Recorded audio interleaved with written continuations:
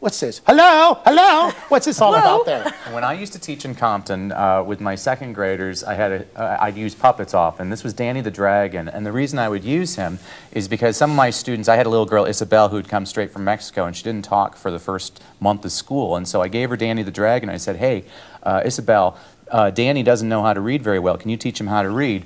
And so 10 minutes later, I see her with Curious George. Now, granted, the book was in English, and she was reading it aloud in Spanish, but baby steps. But all of a sudden, I see her go, había una vez.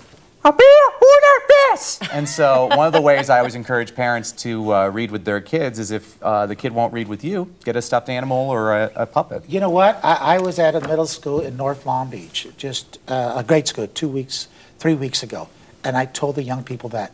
I said, if you don't have a puppet, just imagine somebody next to you reading with you. And it's the weirdest thing. You're going to try to correct the person, the person that you think is a puppet, and you're really correcting yourself. And they all look at me and say, you know what, that's true. We do that all the time. You have to have an imagination. Now, you brought a couple of books with you. Let's take a look at the monitor. Let's talk about that first book, see what we have here. Let's see what book we have. Let's take a look at that The first book we're looking at. Oh, well, that's my book, Readers for Life. Wonderful book. Yeah, right. Yeah. I'm a religious person. I have one prayer to God that Oprah reads that book and talks about it on her show.